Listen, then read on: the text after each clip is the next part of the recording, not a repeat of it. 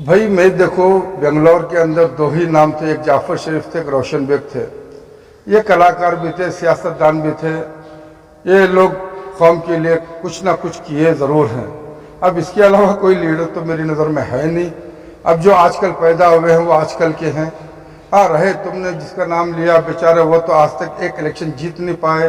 वो कैसे मुसलमानों के लीडर हो सकते हैं? कौन कौन था, कौन नहीं? जो जिसका तुमने नाम लिया, सीएम इब्राहिम साहब, जो नाम लिया आपने, वो तो एक इलेक्शन जीत नहीं पाए। उनके पीछे कौन से मुसलमान हैं? देखो, आजकल मैं बताया था, पहले मैं बचपन से भी सुनता आया हूँ, देखता हूँ, जवानी में भी देखा हूँ। दो ही लीडर के नाम थे, एक जाफर शरीफ थे, एक रोशन बेग थे। हर वक्त के अंदर वो जो है बेचारे आते थे और खामोखा उनको 400 करोड़ में लाके फंसा दिया, जबकि 5000 करोड़ का मामला था। 400 करोड़ इधर आए तो फिर बाकी के पैसे किधर गए भाई? ये कौन कौन लिया? इसका नाम क्यों नहीं बताता? वो यहूदी के औलाद मंसूर। बिल्कुल सही तुम्हारा सवाल है। ये आज से नज़रअंदाज नहीं किए कांग्रेस पार्टी में। जब से आज़ाद हिंदुस्तान हुआ उस वक्त से जो है मुसलमानों को कांग्रेस पार्टी ने ही नज़रअंदाज कर दिया। जिस तरह से पार्लियामेंट में हमारे जो पार्लियामेंट जो मेंबर जाते थे उनको घटाने का रोल अदा किया कौन? कांग्रेस पार्टी। हर स्टेट में असेंबली में मुसलमानों की तादाद कम करने का रोल कौन किया? कांग्रेस पार्टी ने। जहां मुसलमान आसानी से जीत सकता था वहां पर रिजर्व करके गैरों को जो लेके आए, शेड्यूल कास्ट के नाम से या दलित के नाम से जो भी लेके आए, कौन लेके आए? कांग्रेस पार्टी ने। और मुसलमानों को जहां आसानी रास्ता था वहाँ मुश्किल पैदा किसने किया? कांग्रेस पार्टी ने। तो आज नई पार्टी कोई नई बात कोई भी है नहीं कि कांग्रेस पार्टी जो है मुसलमानों को नज़रअंदाज कर रही है। तो जिस तरह से नज़रअंदाज करते हैं, जब भी इलेक्शन का वक्त आता है तो सारे मुस्लिम तंजीमें, कई सारे उलमा जो है यही बात कहते हैं कि अगर कांग्रेस को वोट ना दिया जाएगा तो फिरका परस्त ताकतें आ जाएगी। तो यही कहकर जो है सारे मुसलमानों के वोट जो है कांग्रेस पार्टी बटोरती आ रही है। तो क्यों मुसलमान वोट दे इस तरह का, अगर कांग्रेस पार्टी का बर्ताव रहा है? यह हमारी बदनसीबी, कमजोरी का आलम यह है। कुछ जो है कुर्सी की लालच में हमारे जो सियासी रहनुमा जो बन कर के जाते हैं, इतने वफादार हो जाते हैं पार्टी के कि उनको खाम पर कुछ ख्याल आता ही नहीं। और दूसरा जो यही जो रहनुमा, जो सियासी रहनुमा हैं, हमारे भोले भाले उलमा को अपने अंदर फंसा लेते हैं कुछ बातों से। और वो बेचारे भोले भाले हैं हमारे उलमा, वो इमामत करने के वक्त में जो है मेहराब मिंबर से तायद कर देते हैं इनकी बात के ऊपर। इसका खमीज़ा जो है कौम भगत रही है। तो आप मानते हैं कि मुसलमानों को कांग्रेस का पीछा छोड़ देना चाहिए, अपनी ही एक पार्टी वजूद में लाएं, या कोई ऐसी पार्टी चुनें जहां पर मुसलमानों को सही से इज्जत मिले, सही से उनको ओहदा मिले, सही से उनका हक मिले? भाई, मुसलमान अलग पार्टी नहीं बना सकता, क्योंकि जिस तरह से जब से आज़ादी हुई, मुझे देवेगौड़ा साहब से जब मेरी बात थी, उन्होंने कहा आज़ादी के वक्त ही हमें सेकंड कैटेगरी में लेकर के आने की साजिश रची गई और उसके ऊपर वो अमल कर रहे हैं। इस वजह से मुसलमान जो है अपनी अलग पार्टी नहीं बना सकते। हाँ, इतना ज़रूर है, अगर कोई इंसानियत के लिए सेक्युलरिज्म का जो नाम है, अगर उसके ऊपर काम करते हैं, उसका साथ दे मुसलमान। बस ये मेरी सोच है। तो जिस तरह से कर्नाटक में सियासत में जो है बदलाव नज़र आ रहा है, जो सीएम इब्राहिम हैं, पुराने नेता हैं, पुराने कौम के लीडर भी कहे जाते हैं, तो अभी कांग्रेस छोड़ने का फैसला किया। क्या आप मानते हैं ये कौम के लीडर हैं?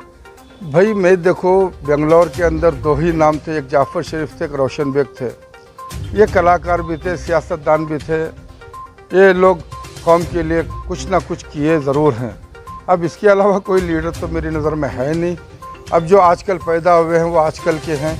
हाँ, रहे तुमने जिसका नाम लिया बेचारे, वो तो आज तक एक इलेक्शन जीत नहीं पाए। वो कैसे मुसलमानों के लीडर हो सकते हैं? कौन कौन नहीं? जो जिसका तुमने नाम लिया, सीएम इब्राहिम साहब, जो नाम लिया आपने, वो तो एक इलेक्शन जीत नहीं पाए। उनके पीछे कौन से मुसलमान हैं? कैसे वो लीडर हो सकते हैं? हाँ, वो तुम भी कह सकते हो, मैं भी कह सकता हूँ कि मैं भी मुसलमान का लीडर हूँ। हर कोई कह सकता है, कहने का हक सबको है। तो जैसे लीडर अपने कौम का नाम लेकर लीडर बनते हैं, लीडर बनने के बाद जो है अपनी जिम्मेदारी से दूर भाग जाते हैं। कोई भी लीडर जो है कौम का दर्द नहीं रखता, अगर कौम पर हालात आते हैं तो सामने नहीं आता। देखो, सीधी बात है, गैर मुस्लिमों में जिसको हम वोट दे करके कामयाब करते हैं, वो ये चाहते हैं कि हमारे जितने वोट हिंदू बिरादरी के हैं वो हमें आते ही हैं, इसलिए मुसलमानों को हम राज़ी कर लें और मुसलमान का काम वो कर देते हैं। उसी तरह मुस्लिम लीडर जो बन के जाते हैं ये तो ये समझते हैं मुसलमान इनके घर की जागीर है, कहीं इनको रास्ता है नहीं, इसलिए गैरों को हम साथ रखेंगे ताकि हमको जीतना है, इसलिए वो गैरों का काम ज़्यादा करते हैं और मुसलमानों को दरअंदाज कर देते हैं। सीएम इब्राहिम ही नहीं, जो पावर में है वो कौन है? शांति नगर का एमएलए, वो अपने आप को शांति नगर का बाप मालिक बन गए। वो ये नहीं समझ रहे कि किसके वोटों से, भीख से ये लोग आगे बढ़ते हैं लेकिन मालिक बन जाते हैं।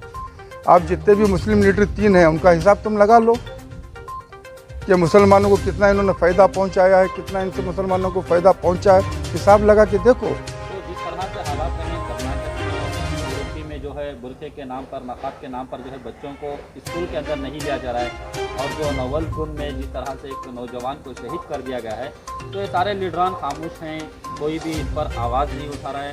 तो क्यों इस तरह के लीडरों की ज़रूरत है बाबा जी? अगर मुसलमान लीडर होते तो आवाज़ उठाते थे ना।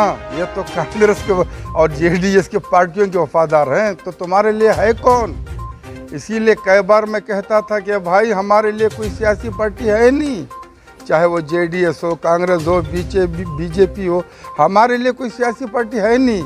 हमें हिकमत से अगर किसी का साथ दे करके साथ लेना चाहिए, ना कि किसी एक के हम होकर के रहें।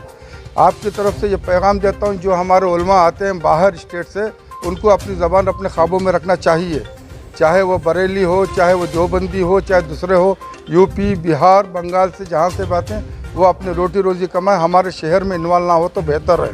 ये सियासी हरबे जो है मासूम कौम को जो है बहका करके जिस तरह से हमारा खून हो रहा है, इससे बचना चाहिए और ये लोगों को भी अपनी ज़बान को ख्वाबों में रखना चाहिए। तो आप कहेंगे बिल्कुल बिल्कुल, कई बार बोल चुका हूँ, अगर मुसलमानों के लीडर होते तो इतनी बेइज्जती हमारे कौम की नहीं होती थी, हर कोई सामने आ जाता था। क्या हुआ भाई, आज देखा नहीं, जिसने हमारे नबी की शान में गुस्ताखी किया वो उसका भांजा बाहर शान से घूम रहा है।